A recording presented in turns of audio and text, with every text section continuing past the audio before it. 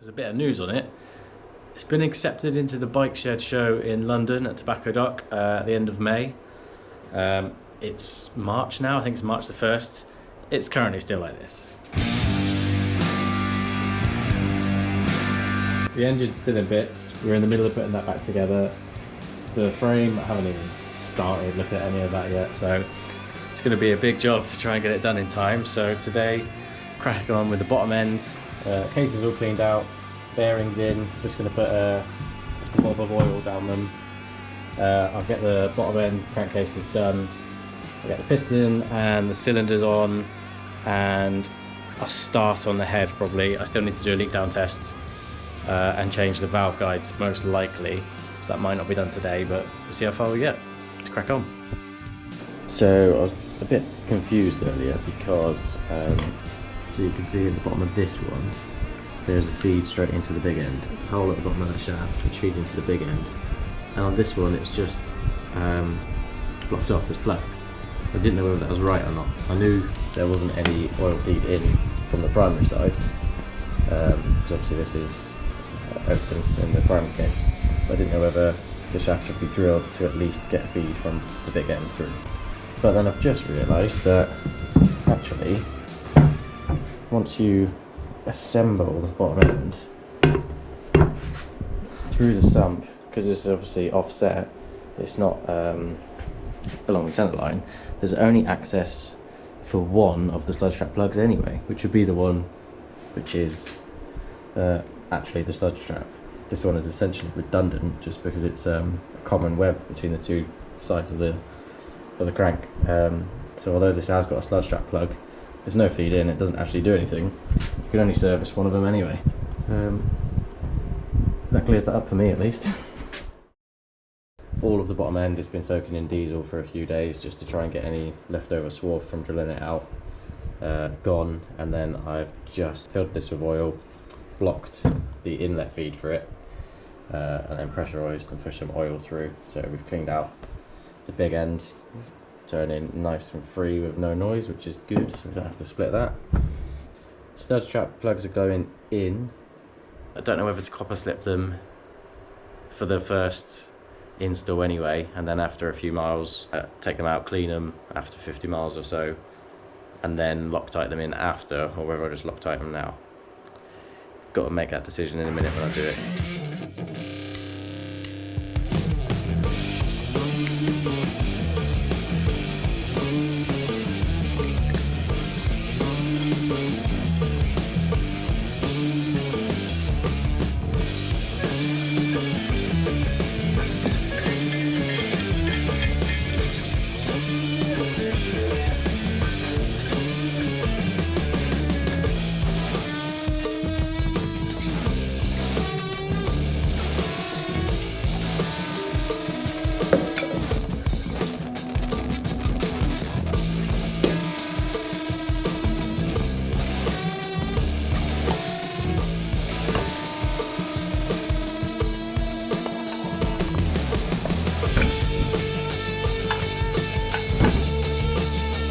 Cranks in.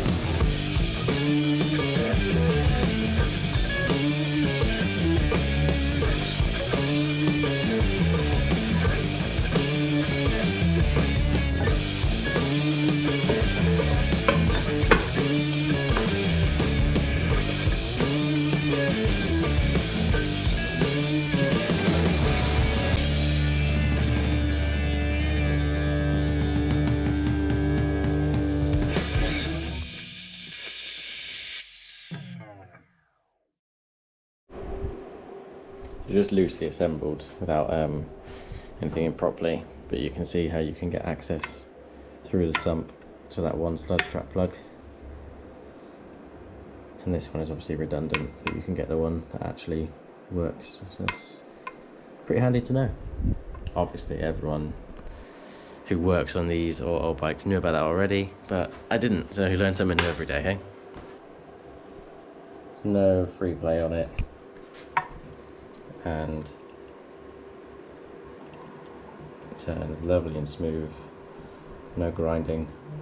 I was an absolute idiot, and I left the shim out on the timing side to start with, so it was scraping like hell. So there's a shim that goes on the primary side, just in between the bearing and the crank, and I left that out. There's a lovely bit of scraping, but now I've found that, dug it out of the box of bits, put it back on, it's nice and smooth.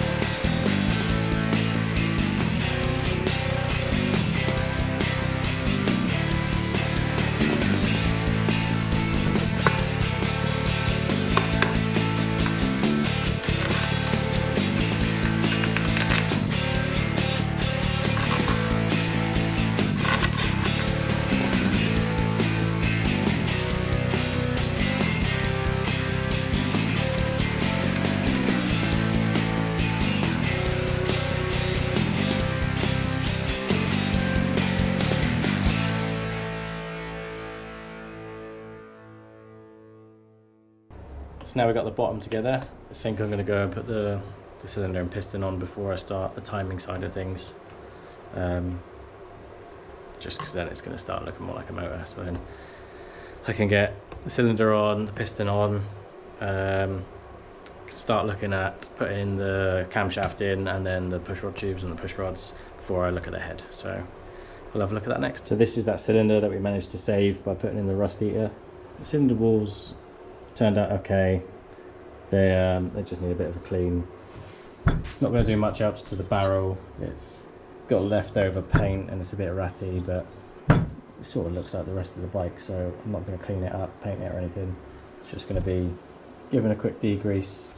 I'll clean out the bore properly because it hasn't been done fully since we homed it, and then I'll put it on. I've got a new base gasket from Dragonfly as well, so should be good.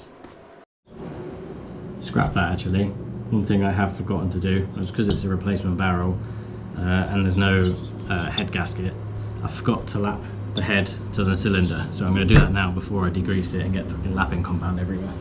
So I'm just going to lap the head to the cylinder, degrease it then properly, and then I'll put the cylinder on.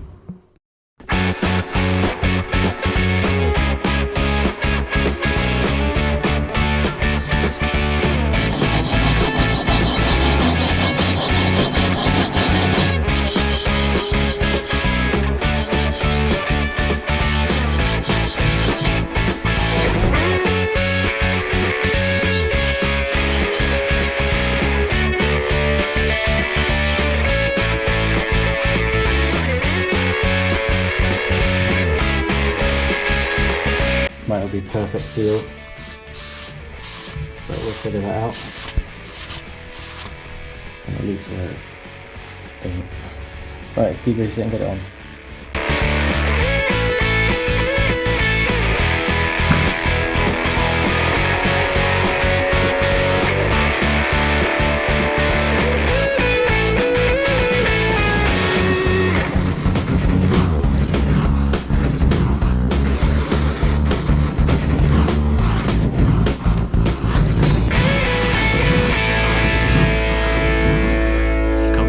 Degreaser off. That is how well we saved it. Look at that. Mint surface, nice and clean.